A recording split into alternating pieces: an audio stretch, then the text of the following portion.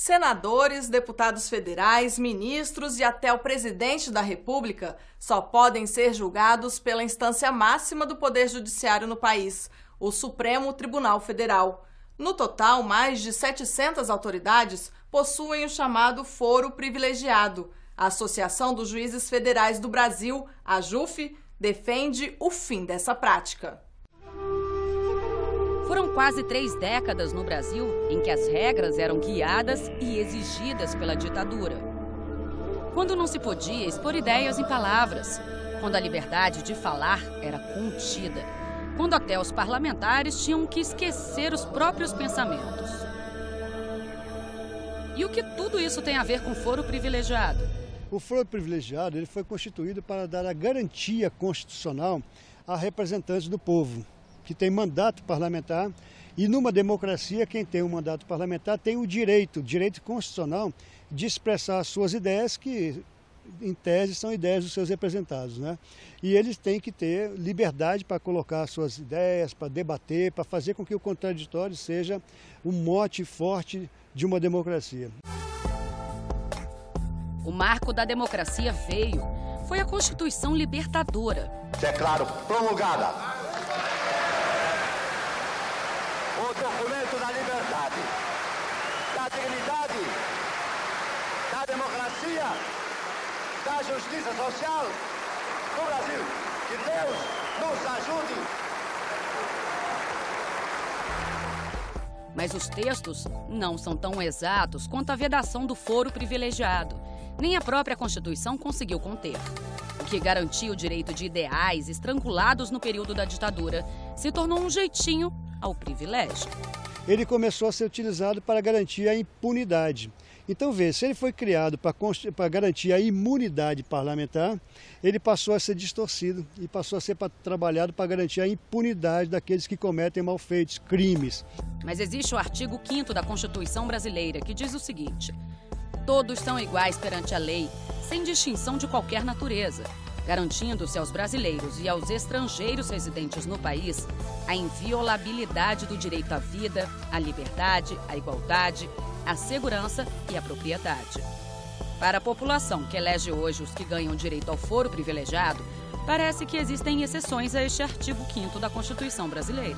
Hoje um deputado não precisa de escudos que vão proteger ele contra crimes de opinião, coisa e tal. Não, ele deveria ser julgado pelo mesmo foro que qualquer outra pessoa. Nós que estamos direito, que pagar. Os errados não estão pagando nada, eles estão sendo pagos para sair e fazer de novo, né? Pois é, muita gente sabe do que se trata. Várias autoridades no país são julgadas de forma diferenciada dos demais cidadãos, diretamente pelo Supremo Tribunal Federal. São senadores, deputados, a presidente, o vice-presidente, ministros, que têm direito ao foro privilegiado. São mais de 700 autoridades em todo o país. Essa situação leva a população a pensar e ponderar o que é ou não é ético e justo. Para o presidente da AJUF, a Associação dos Juízes Federais do Brasil, todos devem responder perante a justiça, sem vantagens ou desvantagens. O tempo em que isso era necessário ficou no passado da ditadura. O foro privilegiado não se justifica mais na sociedade atual. E, portanto, a AJUF entende que as pessoas podem e devem ser julgadas de uma forma igualitária e equânime. Em conjunto com a sociedade, a AJUF se posiciona contra a distinção entre cidadãos e propõe uma discussão em torno do assunto. No sentido de verificar formas que possam substituir o foro privilegiado e, enfim, é uma reclamação da sociedade como um todo e que a AJUF é protagonista também nesse debate. Foro privilegiado. Um dia, mecanismo de proteção do exercício da função ou do mandato. No outro, utilizado para regalias pessoais. A razão histórica, propriamente, dessa opção política pelo foro privilegiado não era privilegiar pessoas. É importante ter isso em mente. A opção era uma opção política por proteger o exercício de uma determinada função por aquela pessoa que ocupa um determinado cargo. O teor acabou distorcido e o sentido real esquecido no tempo. Há essa faceta do foro privilegiado que foi priorizada nesse momento histórico. A questão é saber se esse momento histórico se perpetua.